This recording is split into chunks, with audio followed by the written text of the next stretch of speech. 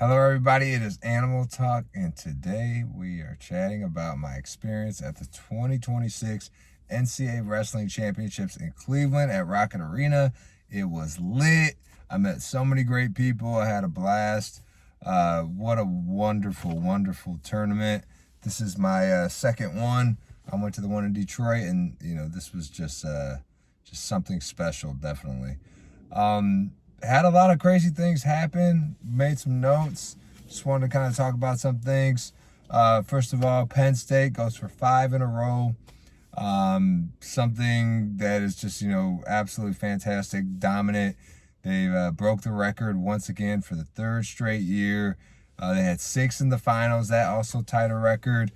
Oklahoma State with a great performance. Had 4 freshmen in the finals with 3 winning. And man, it was just great people, pure excitement, and I just love being in that environment. And starting off at where they started off at 41, we had Jesse Mendez versus Sergio Vega. The freshman gets it done and stops Jesse Mendez from getting his 3rd straight championship. Sergio Vega, I mean, what else can you say? No takedowns this year. Not getting takedown all year is absolutely crazy. Going undefeated as a freshman, first time since 1947. Just stuff you don't ever see. And Sergio, deserves all his flowers. Jesse, I think, was maybe even the aggressor in the match. Was putting the pressure. It wasn't like, Jesse wasn't doing anything. But Sergio's defense and the ability to get around is just proved to be the difference maker. So 149, we had a 10 seed win the whole thing in Aiden Valencia. That was crazy. Beat Shane Van Ness. Congrats to Aiden. I met him, took a pic with him. That was pretty cool. Was walking around with this trophy the whole time. And then also I saw a video with him today, 3-4 days later, he still got the trophy. So he's probably sleeping with that thing, but he deserves it. Congrats. But the match of the weekend for me was in the quarterfinals at 149. You had Casey Swiderski versus Shane Van Ness. You had Casey Swiderski against Shane Van Ness. Just absolutely pure cinema. Casey goes into overtime. Casey is shooting, and Shane just hits a re-attack, and like it was so dramatic how Casey fell, and like it was just like kind of very much in line like with everybody's heart. I can't believe Casey lost, because like I think there was a lot of people in the stands, hoping that he could get it done. That would have been a pretty big upset. But yeah, congrats, Aiden Valencia. That was awesome. Then at 157, Oklahoma State gets another champion, Landon Robidoux. I met his parents, or his mom at least. She was very nice. But what a fantastic fantastic performance by him. Beating Antrell. I think he was like 30-1 or something like that, with his one loss being to Antrell. So for him to be able to get that back is pretty awesome. And fearless. Michael Myers in the stand, just a fearless freshman.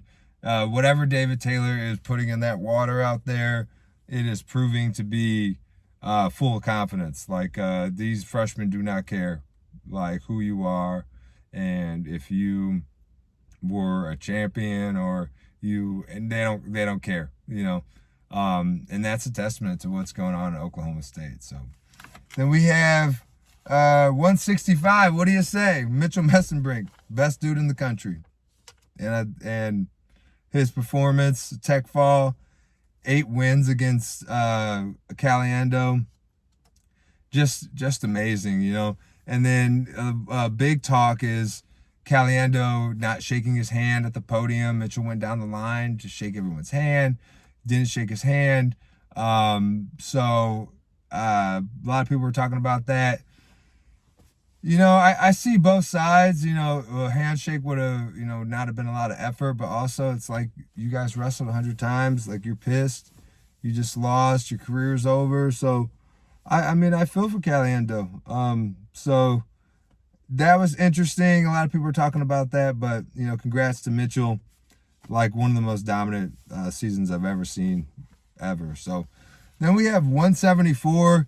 Levi Haynes gets it done in a close one with Minto. Minto has kind of been the guy that's like, if anybody's going to do it, he's going to win, or he's going to be the one to beat Levi if someone can't do it.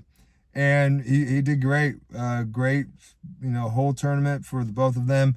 Patrick Kennedy gets third. Strong performance. I think that's twice in a year he got third, wrapping up a great career at Iowa. So 184.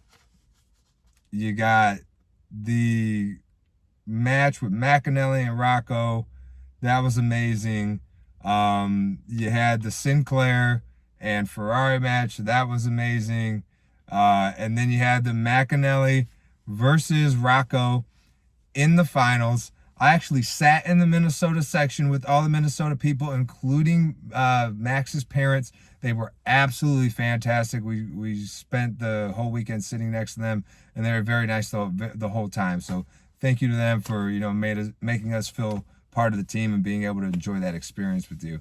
Really, really, really awesome. 197. You got Elam going down early.